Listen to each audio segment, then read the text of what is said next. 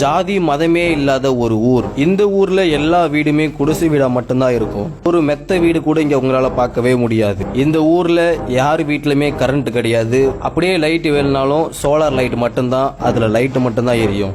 இந்த ஊர்ல பாத்ரூமே கிடையாது. இந்த ஊர்ல இருக்கக்கூடிய எல்லாருமே தலப்பா கட்டி இருப்பாங்க. ஆம்பளைங்க எல்லாருமே தலப்பா கட்டுவாங்க. பெண்கள் எல்லாருமே முக்காடு போடுவாங்க. குறிப்பா பீடி, சிகரெட், தம்மு எதுவுமே இந்த ஊர்ல பிடிக்கவே மாட்டாங்க. இவங்களுக்குன்னு ஒரு தெய்வம் இருக்கு. அந்த தெய்வத்தை தூய தமிழ்ல வழிபடுவாங்க. எல்லாரும் கேளுங்க, தவநேரம் ஒருத்தரோடு ஒருத்தர் பேசாதங்கோ, மௌனமணி அடிக்கப் போகிறோம்.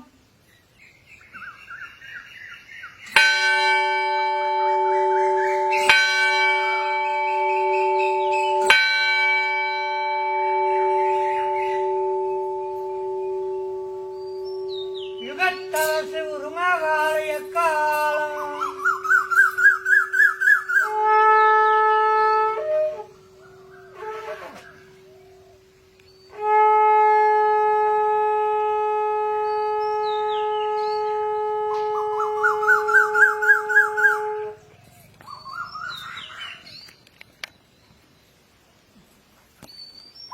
நம்மளால ஒரு நாள் கூட வாழ முடியாத வாழ்க்கையை இவங்க வாழ்றாங்க. இது எப்படி இந்த மக்களால முடியுது? இவங்க ஏன் இப்படி வாழ்றாங்க? எதுக்காக வாழ்றாங்க? இந்த ஊர்ல அப்படி என்னதான் இருக்கு? மக்கள் இப்படி மாற காரணம் என்ன? இவ்வளவு கேள்விக்கும் யாராவது ஒருத்தங்க வெளியே சொல்லணும்ல. அதனால தான் இந்த ஊரை சேர்ந்த ஒரு நபர் நமக்கு பேட்டி கொடுக்குறாங்க. வாங்க அவங்கள்ட்ட கேட்டு நம்ம தெரிஞ்சுக்கலாம் ஃபுல்லாத்தையும். வணக்கம் ஐயா. வணக்கம். இப்போ நம்ம இருக்கிற இடத்தோட பேர் என்னங்க ஐயா? இந்த ஊரானது மெய்வெளிச்சாலை. எங்க என்ன இடத்துல இருக்கு? இந்த ஊரானது புதுக்கோட்டை மாவட்டம் அன்னவாசல் சரகம் கீழக்குறிச்சி கிராமத்துக்கு அருகில் மெய்வெளிச்சாலை என்ற ஊர் இங்கே இருக்கு. சரிங்க ஐயா. இப்போ இந்த ஊர்ல நான் வந்து பார்த்த வரைக்கும் பார்த்துட்டேன்னா எல்லா வீடுமே குடிசை வீடா இருக்கு. எல்லாருமே தலையில தலப்பா கட்டி போயிட்டு இருக்காங்க. இது ஏன் இந்த இந்த அளவுக்கு ஏன் ஒரு அதிசயமா இருக்கு இந்த ஊர் மட்டும்?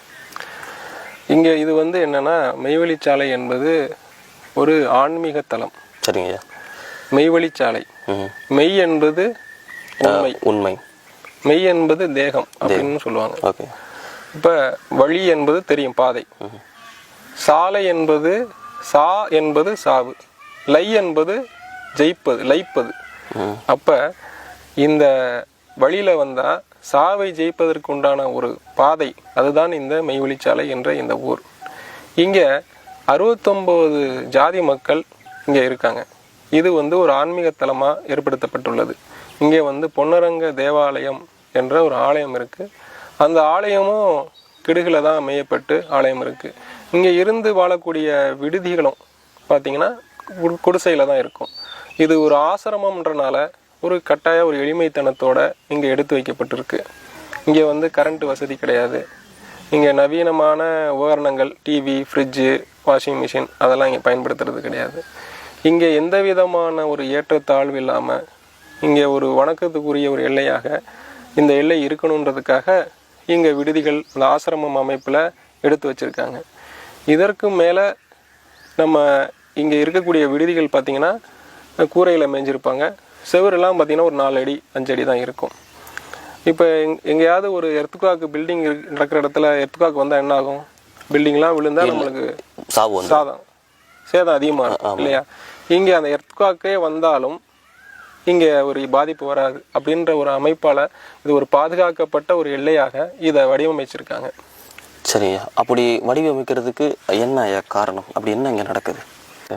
அதாவது மனிதனாக பிறந்தவங்க எல்லாரும் ஒரு நாள் வந்து இறக்க போகிறோம். இறப்புன்னு ஒன்று வந்து சந்திக்க போகிறோம். அந்த இறப்பு எப்பேற்பட்ட இறப்பு நீங்கள் வெளியில் பார்க்குறீங்க?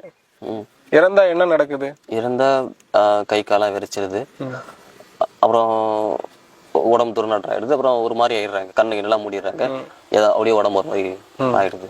இப்போ இறந்தா முதல்ல வந்து தீட்டு வெளியேறிடுது இல்லையா? ஆமா. அடுத்து நாற்றம் எடுக்க ஆரம்பிச்சிரும். நாற்றம் எடுக்க ஆரம்பிச்சிரும். உடம்பு வந்து கணம் கட்டி ஏறிடும். முகத்துல வந்து கோரம் வரும், விறப்பாயிடும். ஆமா இல்லைங்களா? மண்ணுல போட்டா மண்ணு தின்னுடும். உடம்பு சூடு போயிடும். இது மாதிரி ஒரு 10 அடையாளம் சாவுக்கு இருக்கு. இப்ப இதுதான் நம்ம உலகத்தில் நடக்குது. இந்த நிலையை அடைய மனிதன் வரல. மனிதனுக்கு வந்து சாவாமை, இரவாமை, அந்த மரணமிலா பெருவாழ்வை பெறதான் மனிதன் வந்தான். ஆஹா. இப்ப இங்க என்ன நிலை நடக்குதுன்னா, எங்க தெய்வம் அவருடைய தபோபலத்தினால இங்க அடக்கம் கிடைக்குது. அடக்கம், அதுதான் திருவள்ளுவர் நாயனார் வந்து அடக்கம் அமரரில் உய்க்கும், அடங்காமை ஆறில் வைத்து விடும் அப்படின்றாங்க.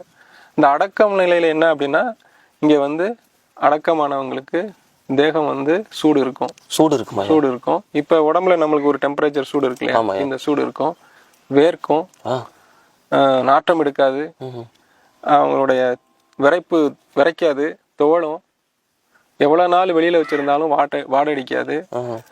ஆலயத்திலிருந்து அடக்கமானவங்களுக்கு காஷாய தீர்த்தம் கொடுப்பாங்க.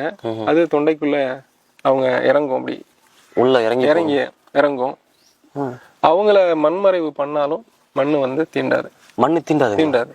உடம்பு அப்படியே இருக்கும். இந்த நிலை தான் முத்தி. இந்த நிலையை அடையதான் இன்னைக்கு வந்து இதை பத்தி கேள்விப்பட்டு இந்த நிலைக்கு வந்து எங்க தெய்வத்தோடைய அந்த வல்லமையினால நடக்குது. இங்க வந்து நாங்க ஒன்றும் இதுக்கு ஒரு பயிற்சியோ, இந்த யோகா பண்றது, மூச்சு பயிற்சி, இதுக்கு கிளாஸ் எடுக்கிறது, அந்த மாதிரி இதெல்லாம் எதுவுமே கிடையாது. வந்தது யாரு? இந்த செயலுடைய தெய்வம் வந்திருக்காங்க. இறுதி காலத்துல இவங்க இன்னார்னு தெரிஞ்சு இதை ஏற்றுக்கிட்டவங்க இந்த நிலையை அடையிறாங்க. இப்ப எல்லாருமே தலையில தலப்பா கட்டியிருக்கீங்க. இந்த தலப்பா வந்து எல்லா ஆண்களும் கட்டியிருக்கீங்க. இப்போ இந்த மதத்துல வந்து சேர்ந்துட்டாங்கன்னா ஆக்சுவலா எல்லாருமே இந்த தலப்பா கட்டி தான் ஆகணும். அதாவது நம்மளுடைய என்சான் உடம்புக்கு சிரசேதான் பிரதானம்னு சொல்லுவாங்க. தலைதான் ரொம்ப முக்கியம். கை இல்லாம வாழலாம், கால் இல்லாம வாழலாம், சிரஸ் இல்லாம வாழவே முடியாது. சிரஸ்னா தலைங்களா? தலை. ஏன்னா இங்க பாதி பேர் தமிழே டிரான்ஸ்லேட் பண்ணி தான் ஆகணும். தலை. நம்ம இந்த தலை வந்து மனித தலை வந்து ஒரு அவ்வளவு முக்கியமான ஒரு தலை. மனித தலை, மனித பிறவியே ஒரு முக்கியமான பிறவின்னு வச்சுங்களேன். இந்த தலை வந்து வெறுமையில இருக்கக்கூடாது, இது ஒரு அலங்காரமா இருக்கணும். இது தேவ அடையாளமா, இந்த ஆன்மீக பாதையில இருக்கிறவங்களுக்கு இது ஒரு தேவ அடையாளமா இருக்கணுன்றதுக்காக எங்க தெய்வம் அவர்கள் இதை எடுத்து வச்சிருக்காங்க. இதை பின்பற்றி வரவங்க எல்லாரும் வெளியில போனாலும் வேலைக்கு போனாலும் இந்த தலப்பாக அணிந்திருப்பாங்க. இப்போ அணிந்திருக்கும் போது பாக்குறவங்க, என்ன நீங்க புதுசா தலப்பா கட்டியிருக்கீங்களே, என்ன எதுவும் கோயில் போறீங்களா என்னன்னு. அப்ப இது மாதிரி கேட்கும்போது அவங்க ஆர்வமா கேட்டாங்கன்னா நாங்க இதை சொல்லுவோம். அவங்க அதை விருப்பப்பட்டு வர்றவங்க வராங்க. புரியுதுங்க. இங்க வந்து பாத்தீங்கன்னா சுத்தமா இருக்கும். இங்க வந்து விடுதிகள்லாம் இருக்கு. இங்க எல்லா டவுன்ல எல்லாம் பாத்தீங்கன்னா எல்லா வீட்லயும் செப்டி டேங்க் இருக்கும், டாய்லெட் இருக்கும். அந்த மாதிரி இங்க அது கிடையாது. இது ஃபுல்லா சுத்தமா இருக்கணும்ன்றதுக்காக இப்ப டாய்லெட்டு இதுக்கெல்லாம் நாங்க வெளியில வந்து வளாகம் கட்டி வச்சிருக்கோம். அங்கதான் போய் ஆகணும். இங்க வந்து எல்லாமே சுத்தமா இருக்கும். இந்த எல்லை அசுத்தமே இந்த எல்லையில கிடையாது. அதே மாதிரி பீடி சிகரெட் குடிக்க மாட்டாங்க, சாராய வஸ்துக்கள், போதை வஸ்துக்கள் இங்க பயன்படுத்த மாட்டாங்க. அது அந்த மாதிரி ஒரு ஆசிரமா தெய்வீக எல்லையா இருக்கணுன்றதுக்காக இது மாதிரி ஏற்படுத்தப்பட்டு இருக்கு. நம்ம மதத்துல திருமணம் எப்படியா நடக்கும்? இங்க திருமணம் வந்து பாத்தீங்கன்னா, நான் தான் முதலே சொன்ன மாதிரி இங்க ஜாதி பேதம் கிடையாது. சரிங்க. இங்க ஜாதி வேற்றுமை இல்லாம அவங்களுக்கு பொருத்தமான மாப்பிள்ளைக்கு பொருத்தமான பெண்ணு எது இருக்கோ இங்க வந்து பொண்ணு கொடுத்துக்குவாங்க, எடுத்துக்குவாங்க. இங்க திருமண நடைமுறை வந்து வெளியில வந்து நம்ம திருமணங்கள் பார்த்துருக்கோம். ஐயர் வச்சு திருமணம் ஒரு கோயில்ல மண்டபத்துல பண்ணுவாங்க. இங்க நீதி திருமணம்னு எங்க தெய்வம் எடுத்து வச்சு நீதி திருமணம் ஒரு முழுமையா ஒரு தமிழ் முறைப்படி இங்க வந்து திருமணம் நடக்கும். அதை நீங்க ஒரு தடவை பார்த்தீங்கன்னா தான் அது புரியும். இப்போ திருமணம் வந்து எப்படி பண்ணணும், அந்த கங்கண ஏற்றம்லாம் நவக்கிர கோள்கள் நீக்கப்பட்டு கங்கண ஏற்றம் ஏற்றப்பட்டு இங்கே வந்து திருமணம் நடத்துகிறாங்க. ஸோ அதெல்லாமே எங்கள் தெய்வம் எப்படி எடுத்து வச்சாங்களோ அதன் அடிப்படையில் திருமணம் நடக்கும். மாங்கல்யம் மாற்றுவாங்க. மாங்கல்யம்னா நான் தாலி. ஆமாம். இப்போ எங்களுக்குன்னு ஒரு தெய்வம் அவர்கள் ஒரு மாங்கல்யம் வச்சுருக்காங்க. அந்த மாங்கல்யத்தை தெய்வ சன்னிதானத்தில் நடந்தால் திருமணத்தில் அன்னைக்கு மாப்பிள்ளை வந்து திருமணம் கட்டுவார். ஸோ அது ஒரு முறை இருக்குது. அந்த முறைப்படி தான் இங்கே எல்லாமே நடக்கும். வரீங்க. அப்போ நீங்க வரேன்னு சொல்லிட்டீங்கன்னா அப்போ இது ஒரு மதமாவே இருக்குது. இப்போ மதத்துக்கு எல்லாத்துக்குமே ஒரு வேத நூல்னு ஒன்று இருக்கும். அப்போ நம்ம மதத்துக்கு என்ன வேத நூல் தான் இருக்கு? எங்க தெய்வம் அவர்கள் தமிழ் மொழியில் விடுபட்ட ஒரு 33 எழுத்துக்களை சேர்த்து தமிழுக்கு செழிப்பம் தர அளவுக்கு அந்த விடுபட்ட நூல்கள், அந்த எழுத்துக்கள் எல்லாம் சேர்த்து அவங்க ஞான நூல்கள், வேத நூல்கள் வந்து இறக்கி வச்சிருக்காங்க. அதுல முதல் நூலா ஆதிமை விதய பூரணம் வேதாந்தம் அப்படின்னு சொல்லி ஒரு பெரிய வால்யூம் உள்ள ஒரு வேத நூல் இருக்கு. சரிங்க. அதுல தெய்வம் அவர்கள் இயற்றிய பாடல்கள் அதெல்லாமே அந்த நூல்கள்ல வழி நடந்து வருது. அடுத்து யமபடர் அடிபடு கோடாயுதக்கூர், திருமைஞான குரல், அடுத்து ஆதிமான்யம். இது மாதிரி 4 வேத நூல்கள் வந்து எங்க தெய்வம் அவர்கள் எங்களுக்காக எங்களுக்காக இந்த பின்பற்றி வரவங்களுக்காக இதை இறக்கி வச்சுருக்காங்க. இப்போ இங்கே வந்து பார்த்தீங்கன்னா பொன்னரங்க தேவாலயம் அப்படின்னு ஒரு தேவாலயமாக எங்கள் தெய்வம் அவர்கள் ஏற்படுத்தி வச்சுருக்காங்க. இங்கே சதா காலமும் ஒரு நாளைக்கு வந்து 7 வேளை வந்து இங்கே வணக்கம் நடக்கும். ஓகே. காலையில் 4 மணிக்கு துந்துமி வணக்கம், அடுத்து 7 மணிக்கு சங்கல்பம், 11:30க்கு வந்து உருமகால தவ நேரம், மாலையில் 6 மணிக்கு ஒரு வணக்கம், 9 மணிக்கு ஒரு வணக்கம், 12 மணிக்கு 1, 1:30க்கு 1, அடுத்து 3 மணி, இது மாதிரி வணக்கம் வந்து நடந்துகிட்டே இருக்கும். தரணியில் இல்லாத தனிச்செயற்பதி அப்படின்னு சொல்லுவோம். தரணியில் இல்லாத தனிச்செயற்பதி. ஆமா. அப்படி தரணினா இன்னைக்கு இந்த பூ உலகம், இந்த உலகம் நம்ம வாழக்கூடிய இந்த உலகம், உலக இந்த உலகத்திலே இல்லாத ஒரு உலகத்துல வேற நாடுகள்ல எங்கேயுமே இல்லாத ஒரு அதிசய